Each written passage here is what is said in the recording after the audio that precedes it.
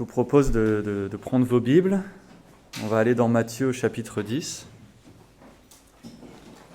Mais avant ça, nous allons prier, que le Seigneur nous guide dans sa parole. Seigneur notre Père, on vient devant toi, on ouvre ta parole, on veut entendre ce que tu nous dis.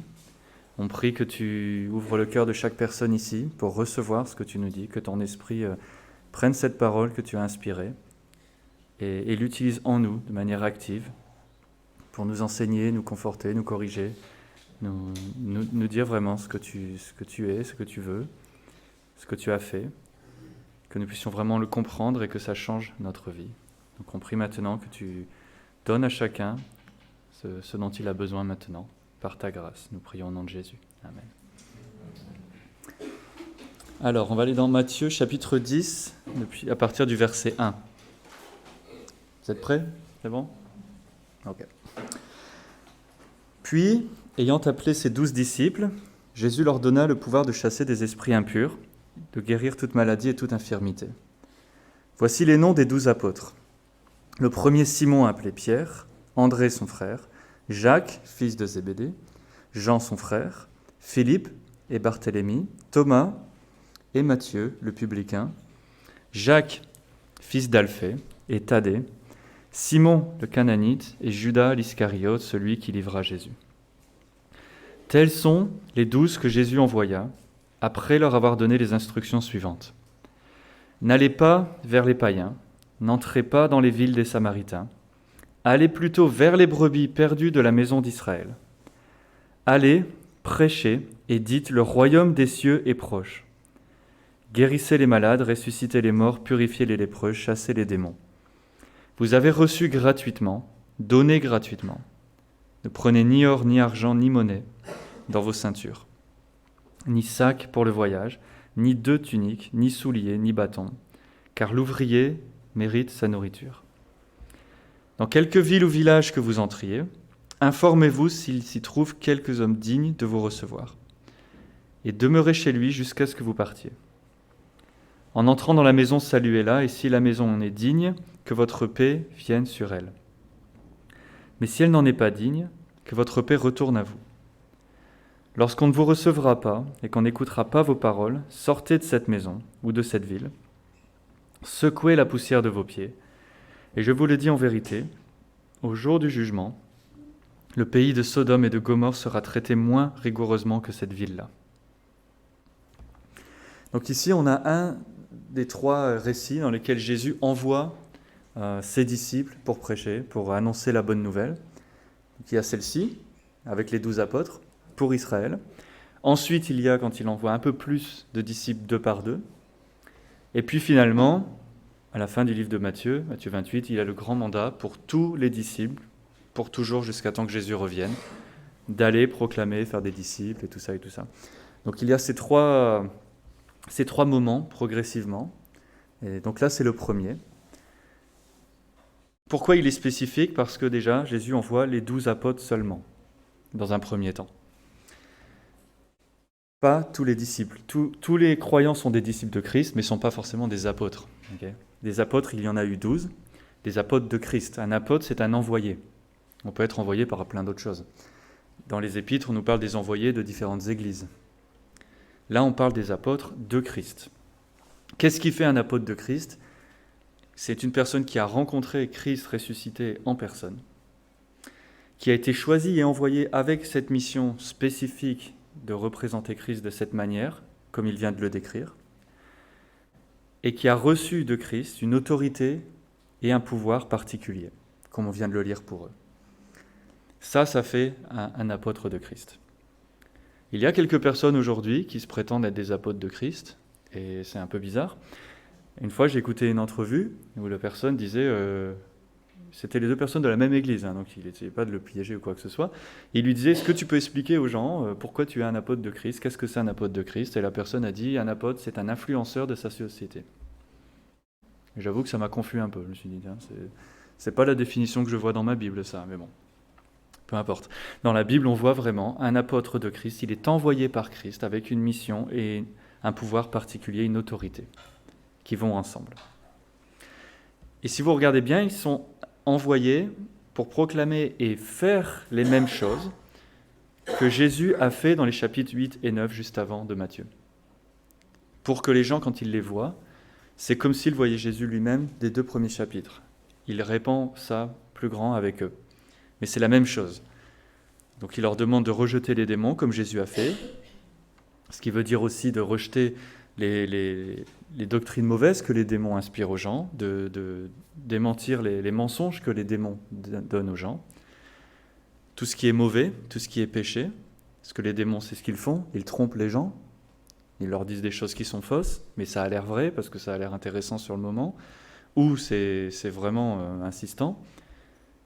Il y a des mensonges dans la vie de tout le monde, et la parole de Dieu est là pour les détruire. Des mensonges comme Dieu t'aime pas vraiment, Dieu n'est pas vraiment content avec toi, ou Dieu requiert que tu fasses certaines œuvres pour qu'il soit maintenant plus près de toi et qu'il te donne des bénédictions, et tout ça, c'est pas vrai. La parole nous dit que Dieu, il nous aime sans la condition et qu'il donne généreusement, et que ce ne sont pas nos œuvres qui font quoi que ce soit. Des mensonges qui tentent au péché ou qui mènent les gens vers des manières mauvaises. Par exemple, Jésus a souvent corrigé les pharisiens et d'autres personnes religieuses parce qu'ils avaient transformé la loi de Dieu en quelque chose d'humain et qui n'était pas du tout ce que Dieu voulait. Et donc eux, ils vont corriger toutes ces choses-là avec la proclamation vraiment de l'évangile de Christ et l'autorité qui vient de Christ. Ils vont guérir des gens aussi, parce que ça aussi c'est un signe que Jésus a fait pour montrer la compassion de Dieu, mais pour montrer aussi à quoi ressemble son royaume. Montrer que dans son royaume, les conséquences du péché, qui sont aussi les maladies, la mort, tout ça, il n'y en aura plus quand le royaume sera complètement installé au retour de Christ. Et ces signes-là étaient aussi pour montrer, voilà à quoi ça va ressembler quand toute chose sera finie. Et donc ils vont montrer ça comme Jésus l'a montré. Mais le but premier, c'est pas ça. Ça, c'est le produit dérivé, c'est bonus. Leur but premier, c'est d'aller annoncer l'évangile, commander aux hommes, à Israël là, parce que c'est que pour Israël pour l'instant, d'obéir à Dieu, de rejeter toute autre chose. Ça, c'est leur mission première. Ils ont reçu l'autorité de Jésus, donc de Dieu lui-même, d'aller vers son peuple, qui est les Juifs, pour leur dire, il faut vous détourner de vos voies mauvaises, de vos péchés, et revenir à Dieu, et surtout placer votre foi en Christ, qui est le Messie, qui a été promis depuis toujours, et maintenant il est là. Tout le peuple hébreu attendait le Messie, et maintenant le Messie est là. Ils attendaient le roi, et le roi est là. Et il envoie ses messagers pour dire, voilà, maintenant c'est arrivé, il est là, la nouvelle alliance qui était promise depuis Jérémie, elle est là. Ça commence maintenant. Et il utilise son peuple pour faire ça. Donc ce qu'il va faire, c'est que il envoie les 12 apôtres dans un mission trip, un voyage de mission à court terme. Et parfois on voit 2 semaines quelque part expérimenter la mission. C'est un peu ça, là, il les envoie et il leur dit, voilà, je vous envoie. Et il leur donne des instructions très claires, voilà ce que vous allez faire. Donc on va regarder ensemble quelles sont les instructions. Premièrement, il les envoie vraiment avec une mission spécifique. Parce que Dieu envoie son Fils, parce qu'il aime le monde, il aime son peuple et il les envoie dans son peuple avec son message pour leur faire du bien, pour les bénir. Et encore une fois, c'est la bonté de Dieu, l'amour de Dieu qui est vu dedans. Bénir quelqu'un, littéralement, on utilise souvent le terme un peu pour beaucoup de choses, mais littéralement, c'est s'abaisser ou s'agenouiller pour servir quelqu'un ou pour donner quelque chose. Quand Dieu dit qu'il va bénir son peuple, c'est ce qu'il fait. Il est dans les cieux et il s'abaisse jusqu'à nous pour nous bénir, pour nous donner quelque chose, pour nous servir, pour faire quelque chose pour nous. Par amour, par grâce, il n'est pas obligé de le faire, on n'a rien fait qui force Dieu à faire ça, il choisit de faire ça. Et là, Jésus les envoie pour les bénir au nom de Dieu. Dieu vient vers vous pour vous sortir de vos ténèbres, pour vous libérer de vos fardeaux, pour vous mener au salut en Christ. C'est ça qu'ils font. Parce que juste avant, dans le chapitre juste avant, c'est quelques versets plus haut, Jésus dit, voyant la foule, il fut ému de compassion, parce qu'elle était languissante et abattue, parce qu'ils étaient dans la détresse, ils ne sont pas bien, et ils sont son peuple. Il a créé ce peuple-là, et il les aime, il est avec eux tout le temps. Dieu est fidèle avec eux même quand ils ne le sont pas. On peut lire tout l'Ancien Testament et c'est très clair. Et quand Jésus les voit, il n'est pas fâché, il n'est pas énervé, il a la compassion, Il est ému pour eux, parce qu'il se dit, c'est mon peuple et ils sont dans la détresse, ils sont dans les ténèbres, ils ont des fardeaux sur eux, ils sont loin de Dieu. Et il a la compassion pour eux. Et c'est pour ça qu'il leur envoie les 12. Pour régler ça, pour leur dire, Dieu pourvoit quelque chose pour ton problème là, pour te ramener à lui. Il veut qu'ils reviennent à Dieu. Il dit, ils sont comme des brebis qui n'ont plus de berger. On n'est pas forcément une culture avec beaucoup de troupeaux et tout ça, mais des brebis sans un berger, ils font n'importe quoi, et ils ne vont pas survivre très longtemps. Vous pouvez aller sur YouTube, il y a des vidéos assez drôles de ça. Mais les brebis, c'est pas très malin, et ça a besoin d'un berger. C'est comme ça qu'ils ont été créés, et c'est pour ça que Jésus nous appelle des brebis tout le temps, pour qu'on comprenne que par nous-mêmes, on ne peut pas faire grand-chose, et on a besoin du berger, sinon c'est n'importe quoi notre vie. Et donc Jésus leur dit, allez, pas vers les païens, pas vers les samaritains, ça ce sera plus tard. D'abord vers les Juifs, vers la maison d'Israël. Dieu a toujours promis que le salut viendrait d'abord à son peuple et ensuite à toutes les nations. Que le Messie viendrait du peuple juif et ensuite vers toutes les nations. Pour les Juifs d'abord, les Grecs ensuite. Donc les Grecs, on comprend ceux qui ne sont pas des Juifs pour l'époque. Donc il les envoie vers Israël pour prendre soin d'eux, pour leur annoncer le message à eux d'abord. Et puis ensuite, ça se propagera plus. Parce que Dieu est fidèle à son alliance. Dieu a fait une alliance avec Israël. Quand il a appelé Abraham, Genèse 12, il lui a dit « Je vais faire un grand peuple à partir de toi ». Et on fait une alliance. Et Dieu est fidèle à son alliance, même si le peuple ne l'est pas. Dieu est fidèle avec nous alors qu'on ne l'est pas. Et nous, on pêche tout le temps, et Dieu nous aime quand même. Et il nous garde avec lui quand même. Et c'est lui qui nous préserve comme ça. Jésus, il est avant tout venu dans le monde, il est né comme un juif, il est né dans le peuple juif. Et il ne faut pas oublier ça. Il y a beaucoup de passages qu'on va interpréter mal si on ne prend pas en compte que Jésus est un juif qui, dans les évangiles, s'adresse à des juifs aussi. Après, la plupart s'appliquent à nous aussi, mais premièrement, il leur parle à eux. C'est pour ça, par exemple, qu'il leur dit, quand tu vas à l'autel présenter ton sacrifice, nous, on ne fait pas ça. Mais à l'époque, il parle aux juifs, et ce n'est pas encore l'Église. Et il faut qu'on comprenne ça pour bien comprendre. Donc là, il les envoie d'abord vers les juifs, leur annoncer à eux, parce que c'est ce que Dieu a promis qu'il ferait. Et Dieu tient ses promesses. Et on peut imaginer que quand Jésus accomplit toute chose, qu'il est l'Israélite parfait, il obéit à la loi de Moïse parfaitement, il est le roi qui est promis, il accomplit toutes les choses qui étaient promises, c'est vraiment bon pour eux d'entendre ça.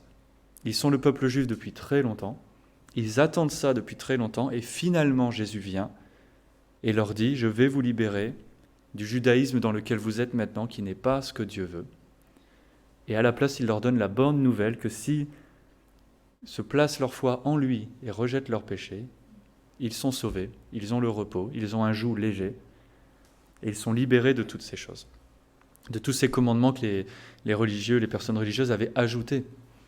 Par exemple, le sabbat, Dieu a dit, le sabbat, c'est bien, tu peux te reposer parce que tu sais que Dieu pourvoit pour toi. Et dans ton labeur et ton travail difficile à cause de la chute, tu as 6 jours où tu galères et 1 jour où tu peux te reposer. Et ça, c'est un don de Dieu. Et c'est une bonne chose. Mais ces gens-là l'avaient changé en ce jour-là, tu es très stressé parce qu'il faut faire très attention à ce que tu fais avec tes mains. Parce que si tu portes un objet ou même dans ta poche, c'est considéré comme du travail et alors tu as péché et tu es mis à l'écart et tu dois faire des choses. Et c'est devenu un gros jour de stress. Dieu en avait fait un jour de repos. Et il y a d'autres choses comme ça. Jésus vient vraiment les libérer, vient libérer le peuple juif de ce que c'est devenu. Donc pour eux, c'est vachement bien, c'est une super nouvelle.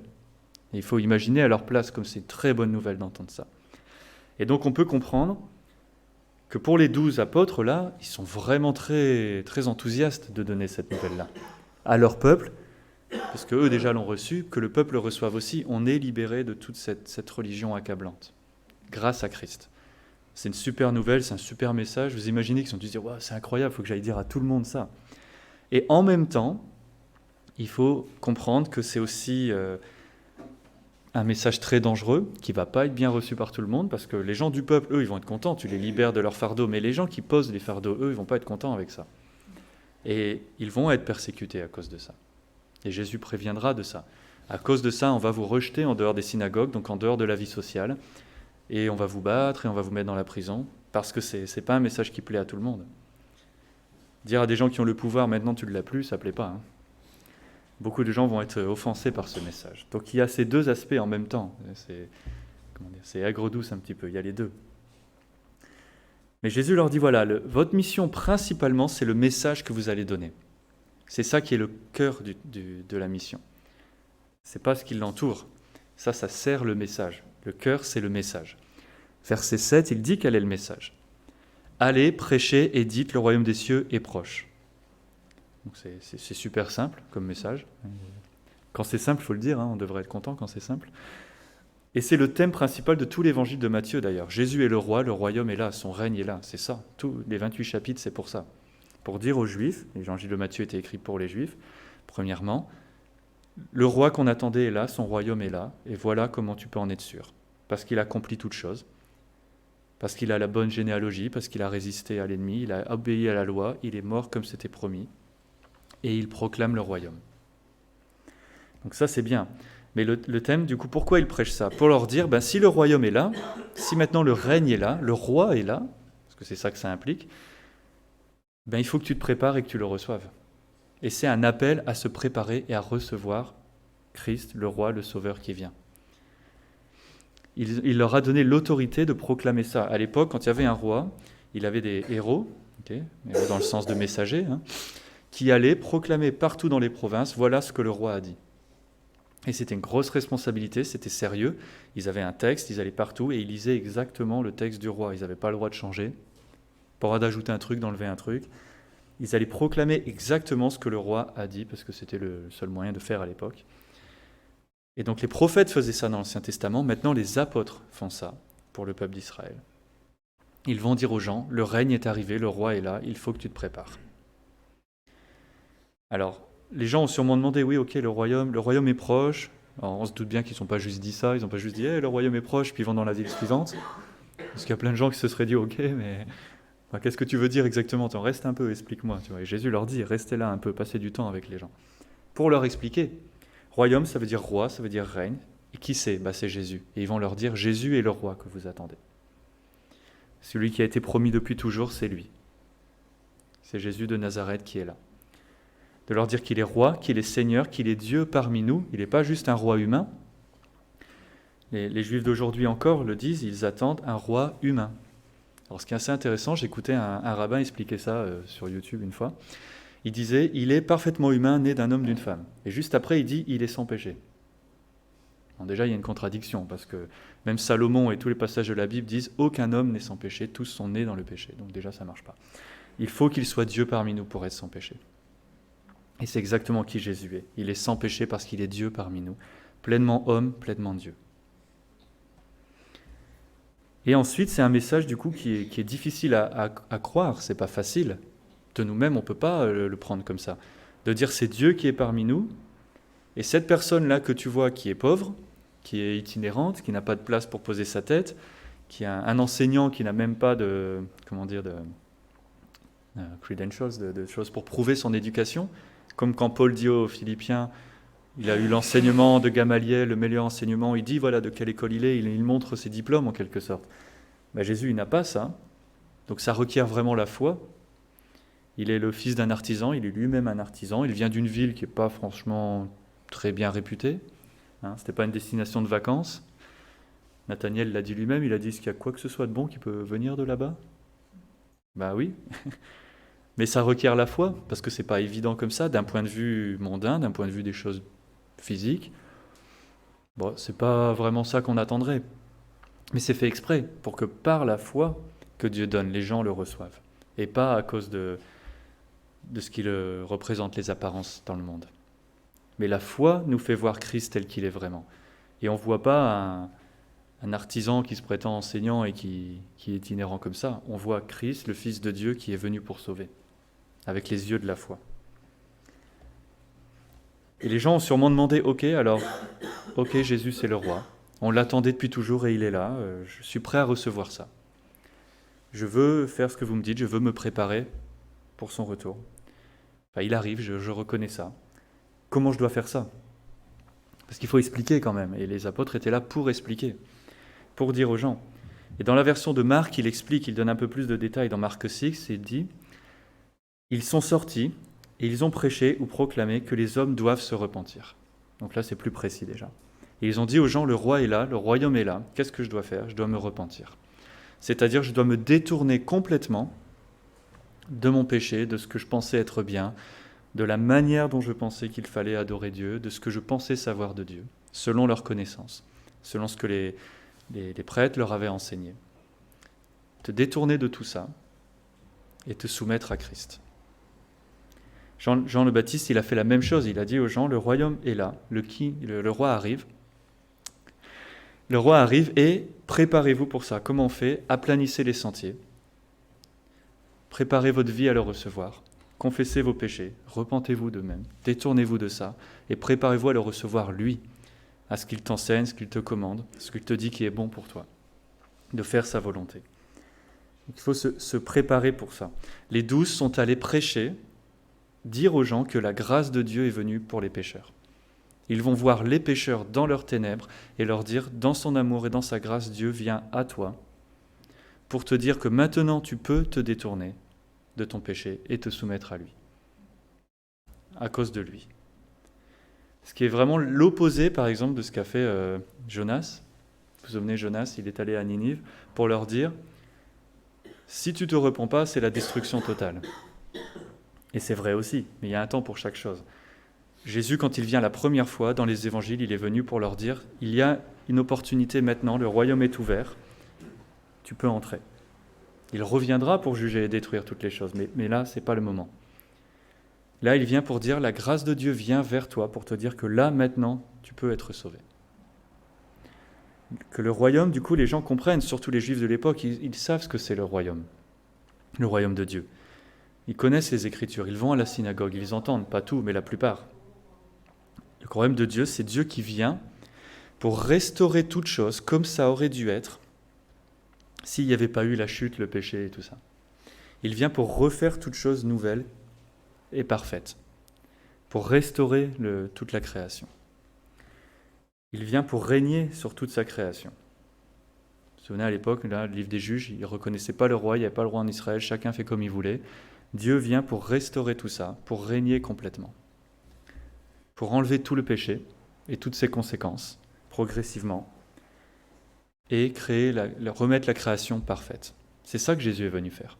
Donc quand il vient de proclamer le royaume, le roi vient et tout ça, il faut se préparer, il se prépare à ça. Toutes les choses que Dieu a promis depuis le livre de la Genèse, il va les accomplir maintenant. Et dans sa grâce, il invite son peuple à en faire partie. Donc c'est vraiment le moment, quand ils annoncent ça, à faire tout ce que Jésus nous demande de faire partout dans le reste des textes, c'est-à-dire d'acheter le champ dans lequel il y a un trésor, parce que tu veux le trésor. Mais si tu veux le trésor, il faut que le champ t'appartienne. Alors tu vends tout ce que tu as et tu achètes le champ, c'est l'image que Jésus utilise. Ou d'échanger ton péché contre sa miséricorde, sa grâce, c'est le moment de faire ça, au moment où c'est proclamé. Et c'est très important ça, quand on parlait de l'évangélisation tout à l'heure, quand on va proclamer aux gens, c'est important de leur dire, si maintenant Dieu a permis dans ta vie que tu entendes le message, c'est très important, il faut que tu décides quelque chose. Parce que peut-être il n'y aura pas une autre opportunité. Il ne faut pas dire, ouais, je verrai ça plus tard. Tu ne sais pas s'il y a plus tard, c'est ça le problème. C'est pour ça que les apôtres disent, repentez-vous maintenant, croyez maintenant. Tu peux être réconcilié avec Dieu maintenant, tu peux être pardonné par Dieu maintenant. Donc il dit, préparez-vous, repentez-vous vos péchés, accueillez le roi comme il se doit. Quand le roi vient dans une ville, on ne l'accueille pas n'importe comment, c'est le roi. Déjà, si le président il venait ici, il y aurait plein de trucs, il y aurait la police, il y aurait des rues barrées, il y aurait des décorations, et c'est juste le président. Imaginez le roi des rois qui est Dieu parmi nous quand il vient, comment il faut préparer. Ça, c'est pas n'importe qui vient. Et donc là, il envoie les 12 pour les préparer à ça, pour aller récupérer ceux qui, par la foi, vont se placer en Christ. Ceux qui vont vont se repentir, recevoir la foi de Dieu, être nés de nouveau et entrer dans son royaume. Et ensuite, pourquoi est-ce qu'on a toute cette histoire de signes et de guérison qui ressemble à ce que Jésus fait? Parce que ce message-là, encore une fois, les gens peuvent se dire, il est vachement bien ton message, mais est-ce que c'est vraiment Dieu qui le dit avec vous, là, les 12? Est-ce que Jésus vient vraiment de Dieu? Comment est-ce qu'on sait? Comment est-ce qu'on sait que ça vient vraiment de Dieu et que ce n'est pas n'importe qui raconte n'importe quoi, même si c'est très bien? Dans Jean chapitre 3, Nicodème le dit à Jésus. Il lui dit, je sais, bien qu'il est un pharisien, que tu viens de Dieu, parce que tu accomplis les signes qui ressemblent à Dieu, que seul Dieu peut faire des choses comme ça. Qui guérit des malades ou ressuscite des gens ? C'est Dieu seulement. Les gens ne font pas ça, c'est Dieu qui fait. Donc, ce message-là qui est nouveau, qui peut paraître étrange, qui est vraiment contraire à leur culture, et même aujourd'hui, c'est pas culturel, qui est même dangereux, parce qu'à cause de ce message, beaucoup d'entre eux vont tout perdre. Pas juste leur vie, leur métier, leur accès à la synagogue, mais même leur vie aussi physiquement, leur famille. Jésus a dit ça, il apporte l'épée et les divisions vont être là. Pourquoi est-ce qu'on reçoit ça ? Parce qu'il est signé par Dieu, un peu comme un tampon dessus qui dit ça vient de Dieu. Parce que quand Jésus prêche, il accomplit des signes qui ressemblent à ce qui était promis par Dieu. Et donc les apôtres font la même chose. Et on reconnaît ça, que c'est approuvé par Dieu. Les gens peuvent se dire, oui, entre ce message que j'ai entendu là, et celui-là, et celui-là, et celui-là, celui-là je le crois parce qu'il a été approuvé au moment où c'était donné par Dieu. Aussi, c'est important ça parce que parfois on pense, oui, mais bon, nous on n'a pas vu ça, nous on m'a juste communiqué l'évangile et j'ai reçu la foi, j'ai pas vu quelqu'un ressusciter à ce moment-là pour me le prouver à moi. Mais ça a été fait à ce moment-là quand s'était donné ce message. Il a déjà été authentifié. Et nous, ce qu'on veut, c'est pas voir forcément les choses comme ça. Si Dieu le fait, c'est génial. Nous, ce qu'on veut, c'est voir Jésus revenir et être prêt pour quand il revient. C'est ça qu'on veut. Dans Jean 20, Jésus dit qu'ils sont bénis ceux qui n'ont pas vu et qui pourtant ils croient.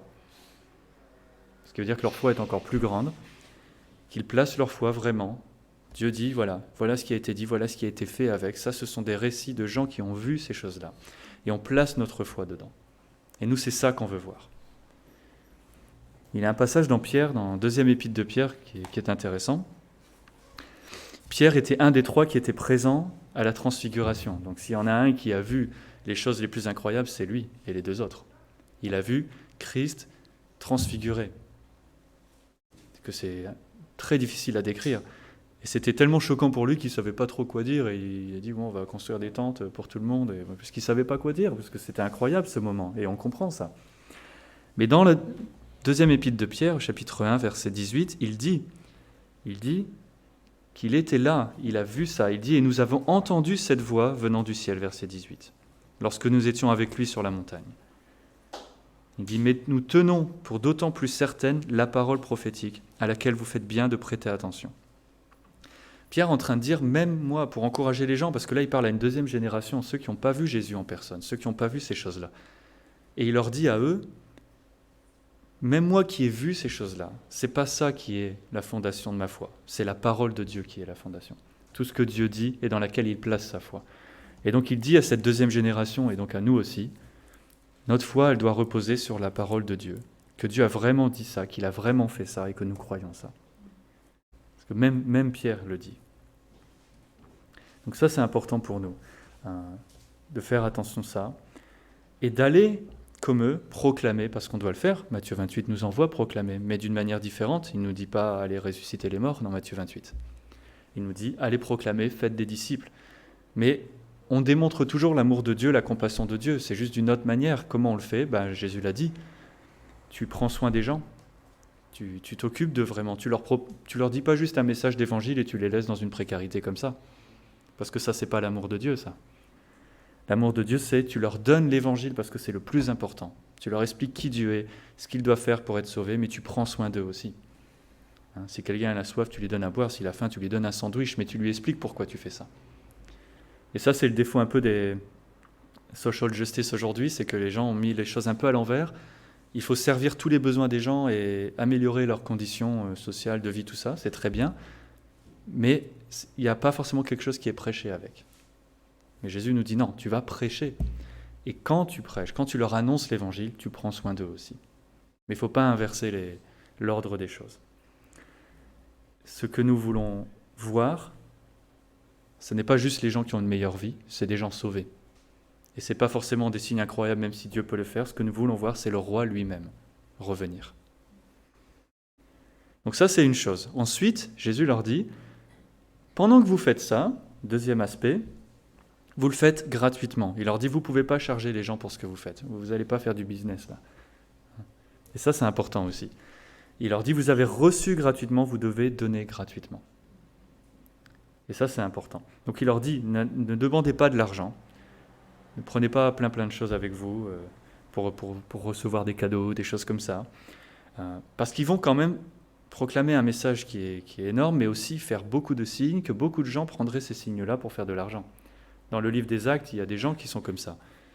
Le magicien et tout ça, c'est leur business de faire ça.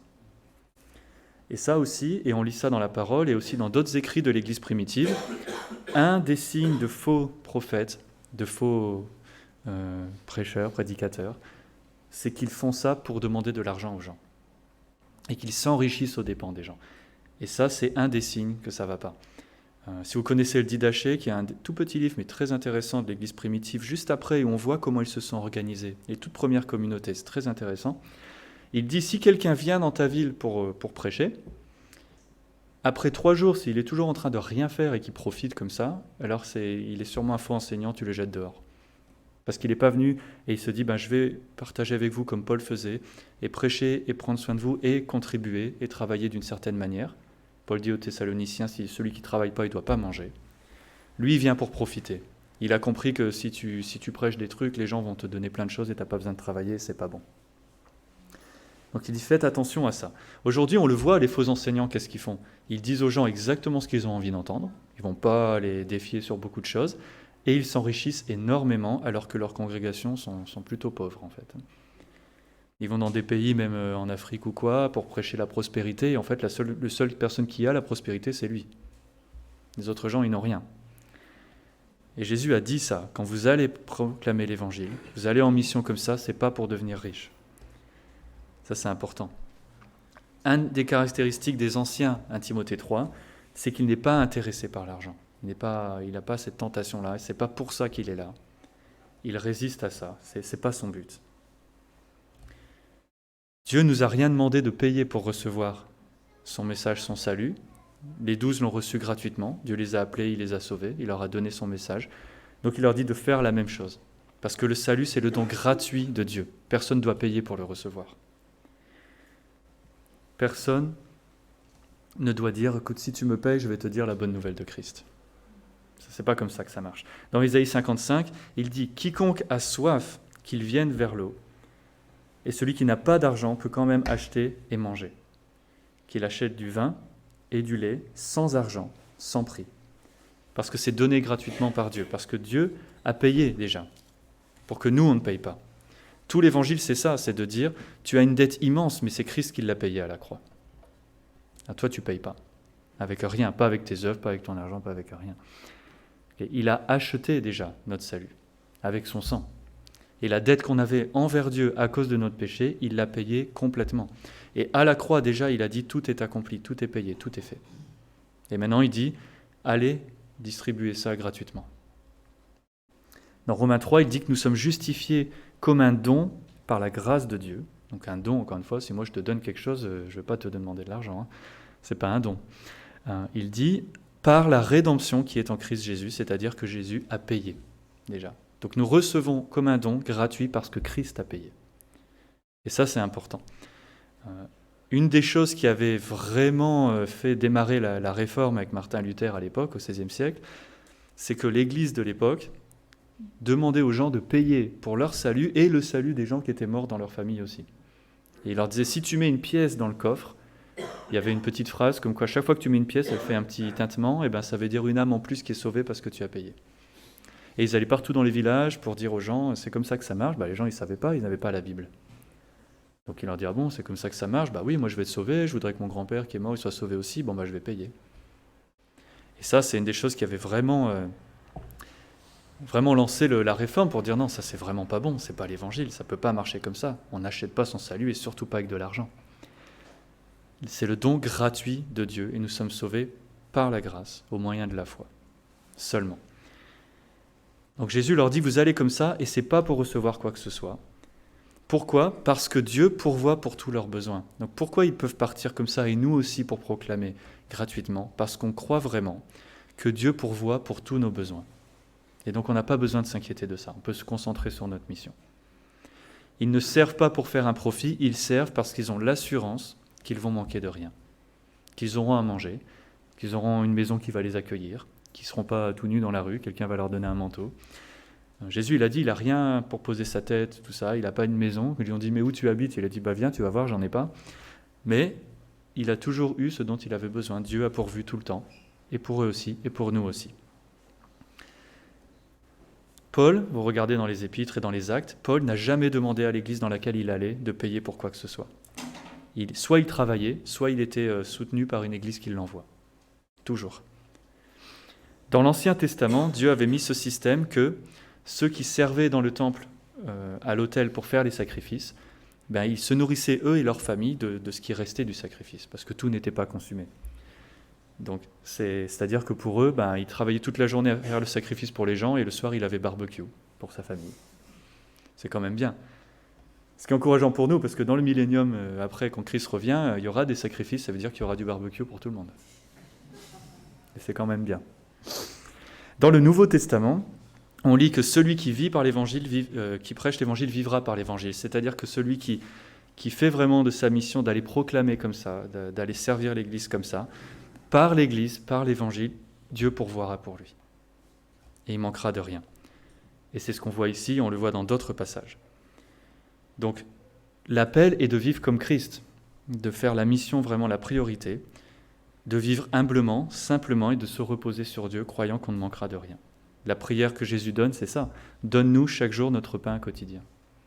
Je n'ai pas besoin de transformer ma mission en business, Dieu va me donner mon pain quotidien. C'est important ça. Le but, c'est pas de faire de l'argent, c'est de servir Dieu en lui faisant confiance. Que nous avons tout reçu en lui. Et là, c'est ce qu'ils apprennent dans leur mission ici. Ils apprennent que les enseignants, les gens qui prêchent, tout ça, ne doivent pas abuser des gens. Mais en même temps que les gens ne doivent pas abuser de celui qui prêche, aussi pourvoyant pour lui, parce que Dieu pourvoit comme ça. Et c'est très intéressant de voir comment Jésus fait toujours plein de choses en même temps. Il les envoie prêcher, et en même temps, il les forme à apprendre à vivre comme ça, et à montrer cet exemple-là. Il fait toujours plusieurs choses en même temps comme ça, pour qu'on apprenne beaucoup de choses, à propos de Dieu, à propos de notre vie. Dans la deuxième partie de notre texte, il leur dit, une fois que vous avez fait ça, qu'est-ce qui va se passer à partir du verset 11 jusqu'à la fin? Il leur dit, il y aura 2 réponses possibles. On annonce un message et il y a 2 réponses possibles. Il n'y en a pas plus que ça. Clint Eastwood disait, le monde est divisé en 2 catégories. Okay. Bon, la suite, c'est pas très biblique, mais les 2 catégories, c'est que soit tu réponds positivement ou pas. Soit tu crois au message qui est annoncé ou tu y crois pas. Tu reçois le roi qui vient ou tu le reçois pas. Et il n'y a que ça. Ceux qui croient, ceux qui ne croient pas. Et pour une fois que c'est simple, encore une fois, on devrait être content que ce soit simple. Les gens, surtout les Français, on se plaint quand c'est compliqué et on se plaint quand c'est trop simple. On se plaint tout le temps, en fait. Mais on ne devrait pas. Et Jésus leur dit, vous annoncez ce message, il va y avoir 2 types de réponses. Et vous devez réagir en accord avec la réponse. Pour chaque réponse, il y a une réaction, quoi. Il leur dit déjà, vous entrez dans chaque maison, c'est-à-dire il faut aller voir tout le monde, il faut proclamer à tout le monde. On ne peut pas discriminer, lui je vais lui dire l'évangile, lui je ne vais pas lui dire. Non, il faut le dire à tout le monde. Entrez poliment en saluant la maison, c'est-à-dire les gens qui sont dans la maison, ce n'est pas le bâtiment. Saluez les gens qui sont dedans, soyez polis avec eux, soyez gentils, courtois, et annoncez-leur le message. Dites-leur qui est Jésus, qu'est-ce que c'est le royaume, comment on est sauvé, qu'est-ce que c'est la repentance, qu'est-ce que c'est la foi. Expliquez-leur ça aux gens. Expliquez-leur l'évangile en entier. Et il y a des gens qui vont recevoir ça. Et là, il nous dit, donnez-leur votre paix, la paix qui vient de Dieu, la réconciliation avec Dieu. D'annoncer aux gens, comme dans Matthieu 16, il dit à Pierre, ce qui est lié dans les cieux est lié sur la terre, d'annoncer aux gens, si tu reçois là, si tu confesses une foi et une repentance sincère, on t'annonce que tu es en paix avec Dieu. Ils deviennent des disciples, c'est-à-dire que maintenant, eux aussi, comme les apôtres, vont apprendre de Christ. Apprendre comment on vit avec Christ maintenant. Et ça, c'est toute ta vie. On n'a jamais fini d'apprendre. Ils sont devenus maintenant des amis de Dieu, des enfants de Dieu. Ils ne sont plus ses ennemis. Et ils vont passer du temps avec eux, leur expliquer ces choses-là. Ceux qui le rejettent, c'est le contraire. Ils se condamnent eux-mêmes et ils vont leur annoncer ça. Avec des signes qui, à l'époque, étaient parlants. Secouer la poussière des pieds, c'était très parlant. Nous, ce n'est pas tellement quelque chose qu'on fait culturellement. Il y a des gens qui le font, mais il faut vraiment que ce soit avec des gens éduqués dans la Bible, parce que sinon, ça ne va pas être très bien compris. Mais de leur dire, c'est très dangereux ce que tu fais là, de rejeter le Christ comme ça, parce qu'il n'y a pas d'autre moyen d'être sauvé. Tu es en train de rejeter le seul moyen d'être sauvé. Jean, chapitre 3, verset 16. Tout le monde le connaît, non ? 3,16. Mais ce qui est important, c'est de ne pas le dissocier de son contexte, avec 17 et 18 aussi, qui sont juste après. Parce que Jésus dit « Dieu a aimé le monde ainsi qu'il a donné son Fils unique, afin que quiconque croit en lui ne périsse point, mais qu'il ait la vie éternelle. » Et c'est vrai. Il dit « Dieu, en effet, n'a pas envoyé son Fils dans le monde pour qu'il juge le monde », ça c'est la deuxième venue de Christ, mais pour que le monde soit sauvé par lui. Et par lui seulement, il est le seul chemin, la seule vérité, la vie. Mais verset 18, il dit « Celui qui croit en lui n'est pas jugé. Il est en Christ. Mais celui qui ne croit pas est déjà jugé, parce qu'il n'a pas cru au nom du Fils du Dieu unique. » Ici, il nous dit « Celui qui ne croit pas en Christ, celui qui ne repent pas de son péché et ne place pas sa foi en Christ, il est déjà jugé. » Parce que son seul moyen d'éviter le jugement qu'on va tous faire face, c'est d'être en Christ, que Christ soit ton avocat pour dire « Oui, il est un pécheur comme les autres, mais celui-là, il est à moi, j'ai payé pour lui. » Si tu ne crois pas en Christ, tu n'as pas ça. C'est-à-dire que tu vas être devant Dieu, Dieu va faire son jugement, tu vas avoir toutes tes œuvres mises devant et elles ne sont vraiment pas jolies, et tu n'auras rien pour te défendre. Et c'est ça qui est le message complet. Et c'est pour ça qu'il dit, voilà, si une maison est digne de votre paix, une maison, c'est-à-dire digne dans le sens où quand est digne, une maison qui reçoit, personne n'est digne de quoi que ce soit, une maison, des gens d'une maison qui craignent Dieu, qui le montrent en recevant ces messagers qui annoncent son Fils. Une maison qui reçoit l'Évangile, qui reçoit le roi, qui se repent et qui croit. C'est-à-dire une maison qui maintenant est devenue des adorateurs de Dieu, qui vont le louer avec leur vie et vont apprendre à le faire progressivement. Il leur dit, une maison comme ça, vous restez avec eux, vous passez du temps avec eux, vous les bénissez, vous leur dites davantage, parce qu'ils vont vouloir connaître davantage. Quand Pierre a prêché dans Acte 2, toute la foule qui a dit là, l'Esprit nous a sauvés, notre cœur vient d'être changé. Qu'est-ce qu'on doit faire maintenant ? Ils veulent savoir. Nous aussi, on veut savoir, et c'est pour ça qu'on étudie la parole. Qu'est-ce que Dieu veut de nous maintenant ? On veut savoir, pour vivre avec lui. Et il dit, restez avec eux, passez du temps avec eux, enseignez-les. Là, ce sont les Juifs, donc ils vont leur rappeler les promesses de l'Ancien Testament, leur rappeler les commandements de Dieu aussi qu'ils ont oubliés, qu'en Christ, ils peuvent maintenant vivre d'une manière qui plaît à Dieu. Avant, ils ne le faisaient par eux-mêmes, ça ne marchait pas, mais maintenant, l'Esprit de Dieu va les aider à faire ça. Que tout trouve son accomplissement en Christ, progressivement, ça a déjà commencé et ça va continuer. Ils vont leur enseigner toutes ces choses-là. Mais ils ne vont pas enseigner dans les maisons où les gens n'ont pas envie d'entendre ça. Ils vont leur proclamer, s'ils n'ont pas envie d'entendre, ils ne vont pas investir là, ils vont investir dans les gens qui répondent. On fait des disciples, des gens qui répondent par la foi. On ne fait pas un disciple d'une personne qui s'en fiche complètement. Forcément, ça ne l'intéresse pas du tout. Et il n'a pas dans son cœur ce désir-là. Donc l'idée, c'est ça, c'est de rencontrer autant de personnes que possible, ça marche pour nous aussi, de proclamer, partager l'évangile avec le plus de personnes possible, de les présenter à Christ, leur dire voilà qui Christ est, voilà qui Dieu est, voilà la réalité de ta situation et de ce que l'évangile est, pour que tout le monde sache ça, qu'il y a un seul moyen d'être sauvé, c'est Jésus. Et on doit le dire à plus de gens possible.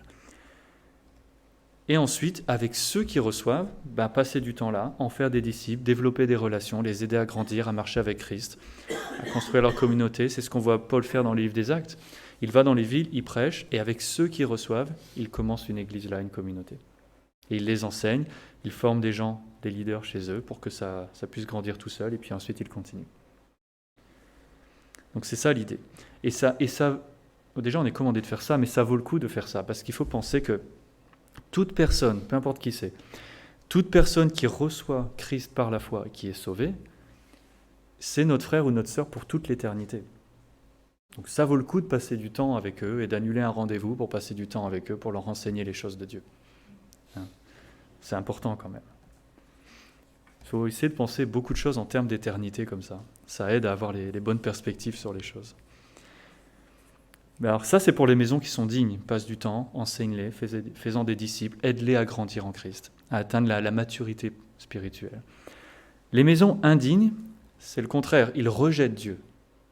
Les apôtres entrent et la maison dit « Non, mais moi, ça ne m'intéresse pas du tout ce que tu racontes. En plus, ça me fâche un petit peu, je ne suis pas content, je veux que tu partes. » Il leur dit « Tu pars.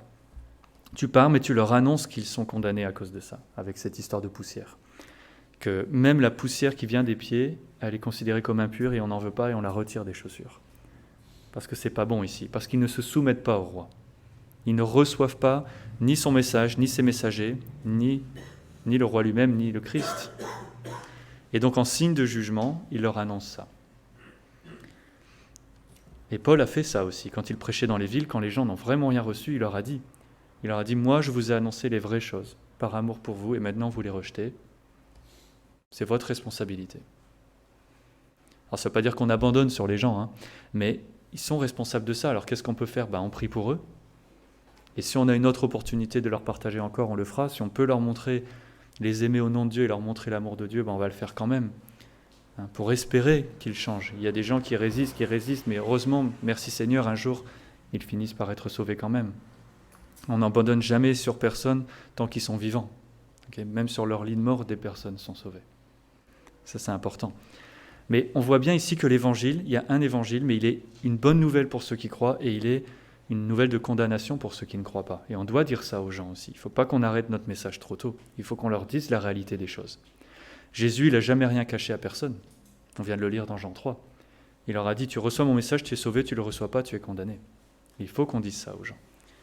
Et il le dit, il utilise des termes très forts parce qu'il dit, ce jour-là, cette ville-là qui vous a rejeté, la maison qui vous a rejeté, son état, ce qui va lui arriver sera pire que ce qui est arrivé à Sodome et Gomorrhe.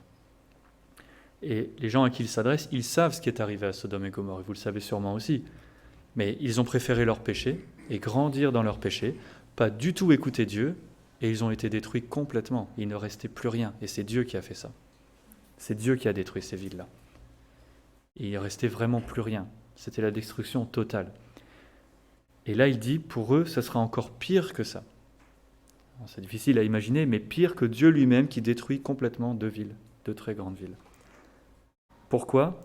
Parce que le niveau de révélation qu'ils ont reçu est plus grand que Sodome et Gomorrhe. Parce qu'on leur a présenté Jésus qui est là, et l'évangile complet. Ils savent beaucoup plus que Sodome et Gomorrhe ne savaient, et pourtant ils rejettent quand même. C'est pour ça que c'est plus grave pour eux. Sodome et Gomorrhe, ils avaient le cœur tellement dur que leur immoralité, elle était énorme, comme on lit dans Romains 1, et ils ont complètement rejeté Dieu, et ils sont responsables pour ça. Ceux qui rejettent Christ commettent le seul péché qui ne peut pas être pardonné, parce qu'ils commettent le péché de rejeter la seule personne qui peut les pardonner, qui peut les sauver. Ils entendent la vérité, mais ils la rejettent. Ils voient même l'amour de Dieu, ils voient ce que Dieu a fait, il est venu parmi les hommes, il est mort pour les pécheurs, mais ils n'en veulent pas. Ils continuent d'être l'ennemi de Dieu. Et c'est pour ça que c'est grave. Dans Hébreux chapitre 6, on nous parle de ces gens-là, qui ont passé du temps parmi l'Église, et le texte nous dit, ils ont entendu la vérité, ils ont vu ce que l'Esprit fait, et ça les a illuminés parce qu'ils en ont été bénis par ça, parce que l'Esprit fait de bon dans l'Église, ils en ont bénéficié. Mais un jour, ils ont décidé que ce n'était pas suffisant, que ce n'est pas ce qu'ils voulaient, et ils sont partis. Et le texte nous dit, à cause de ça, il n'y a plus rien pour eux. Parce qu'ils ont eu accès au seul salut et ils l'ont rejeté, ils ne vont rien trouver d'autre. Et il faut prévenir les gens de ce danger-là. Parce que si on voit les choses, on entend les choses, mais on les rejette, il n'y a plus d'espoir pour cette personne-là. Il va chercher d'autres choses, mais il n'y a rien d'autre. Il y a un seul chemin, et c'est Christ. Et notre message, c'est ça, de dire aux gens, il y a un seul Dieu, un seul Sauveur, un seul Évangile. Okay, il est le chemin, la vérité, la vie, singulier. Si on veut être sauvé, c'est par Christ. Il y a des gens qui pensent que tout le monde est sauvé, mais les chrétiens, eux, ils seront un petit peu plus proches de Dieu que les autres. Mais ça, c'est pas dans la Bible. La Bible, c'est que tu reçois Christ, tu es en lui, tu es sauvé, tu ne le reçois pas, tu es condamné. Ça, c'est le message de Jésus. Et que si on place notre confiance en lui, on repent de notre péché, on est sauvé, il n'y a pas d'autre moyen. Jésus a dit, repentez-vous et croyez pour être sauvé. Il n'y a pas d'autre moyen d'être sauvé. Il faut dire aux gens d'éviter, de rejeter la seule main qui vient pour te sauver. Il y a cette histoire, cette image qui est connue, mais qui est parlante, d'une personne qui est en train de se noyer au milieu de la mer, et il y a un tout petit bateau avec des rames qui vient pour le sortir de là. Et la personne lui dit, non mais moi ton bateau il n'est pas très attrayant, je vais attendre un joli bateau, quelque chose de plus sympa, un truc de croisière. À la fin de l'histoire, c'est qu'il est mort noyé, parce qu'il n'y a pas d'autre bateau qui est venu, il n'y avait que celui-là, et il n'en a pas voulu. Et il faut prévenir les gens de ça. Il y a un seul sauveur, il y a un seul évangile, il y a une seule manière d'être sauvé. Et donc tout ça, ça nous mène à notre mission à nous, qui n'est pas celle-ci. La nôtre, c'est Matthieu 28. La nôtre, elle est différente parce que nous ne sommes pas envoyés juste dans les tribus d'Israël pour prêcher ça. On est envoyés dans toutes les nations, vers tous les peuples qui sont sur la terre. Il n'y a pas de différence. Okay. Parfois, il y a peut-être des peuples qu'on aime plus ou moins, mais ça n'empêche qu'on doit tous leur dire l'évangile parce que Dieu les aime tous et Dieu sauve des gens de tous les peuples, toutes les nations. J'avais entendu des histoires de missionnaires comme ça où les gens disaient « Ouais, je suis d'accord, sauf pour ceux-là parce que je les aime pas trop. » Ouais, mais on s'en fiche, tu vas leur dire quand même, parce que Dieu veut les sauver quand même.